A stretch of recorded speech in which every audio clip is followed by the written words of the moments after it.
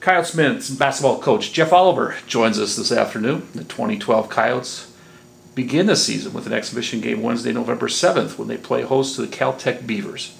Coach, the Coyotes have a host of newcomers this season, but any discussion about your team begins and ends with senior center Kwame Alexander.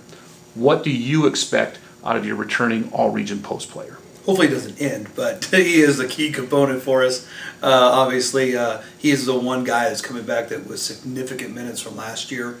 The thing that impressed me most with Kwame was what he developed in the offseason. I thought he's brought a couple different things to his game to where he was basically just strictly sit on the post, score on the post, dunk the basketball type of player, and he's expanded his game going into his senior year, which should make him a little more difficult to guard and not so predictable in where to find him on the floor. So I think that'll help us overall as a team in terms of other teams double teaming and things of that nature. So, but I was really impressed with Kwame's offseason. Not only Alexander returns, but players such as seniors Pablo Genevo and Johnny Bell are back, along with junior guard Juan Martinez. How do they fit into your system, and what do you expect from those returners? Well, Johnny's Johnny. He's just really super solid. Great intangible guy. Dive on the floor, take a charge, rebound, defend. Probably one of the better defenders in the conference in terms of his length and athleticism and his ability to guard different positions. So, and then Juan is shooting the ball better than he did last year, which is a good sign. And then Pablo, much like Kwame, had a superior off-season. So I'm real excited for him and his improvements. He's going to be somebody that can we could possibly go to on the block and get some baskets down there this year. During the offseason, you and your coaching staff diligently worked at improving your backcourt. Who do you expect to step up and fill some of those depleted from a year ago? Well, I think that we have two key additions in that regard, and that I think has been one of the things the last 2 years has really held us down.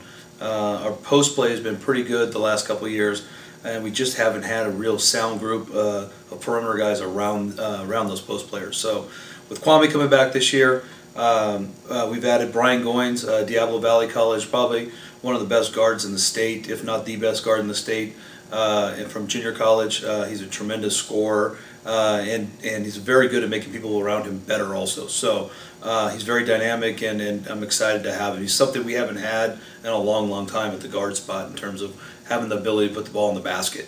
And then Lacey Haddock, a transfer from Central Washington. He is a proven commodity, which he's one of those kids. One thing you get from junior college, you don't know what you're going to get when they make the step up. But Lacey's already proven himself at the 4-year level. Had a great year at Central Washington, averaging close to 16 points a game. Tremendous athlete, and is tested, understands what it takes to be successful at the Division II level. So those two pieces are a good cornerstone. And then I think Juan and Pookie and some of the other guys that are returning, that were redshirting and things like that, have improved also. So I'm excited about it. The CCAA released its preseason poll this week, and the Coyotes check in at the number 3 spot. Is that a fair assessment? And what teams show promise in this battle for the CCAA title? Again, I really don't know what the coaches are doing in regards to that. I mean, we really have ultimately one player returning in terms of quality minutes, maybe 1.5 with Johnny Bell.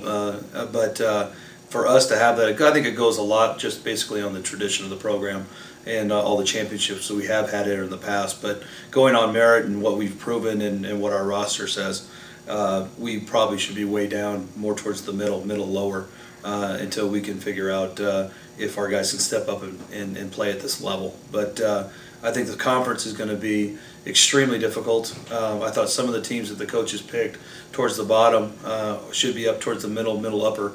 I think everybody's it just shows you it's going to be a wild conference season as usual. I anticipate a lot of conference losses again by the conference champion, probably upwards of 5, 6 maybe, again in that area, 4, 5, 6. So it's just too hard, the rigors of the road and how good the competition is in the CCAA. You're bound to have a couple of hiccups.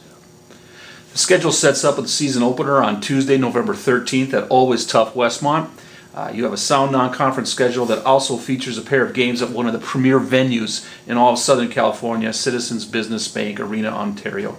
Tell us a little bit about how that all went down and what Coyote fans can expect when we head over to Ontario in December. Well, I just want to thank Citizens Bank themselves. I mean, they've been nothing but gracious hosts. They've been really, really great to work with, and for us to have the ability to have a Division II tournament in a facility like that is really, we're very fortunate, and we're looking forward to it.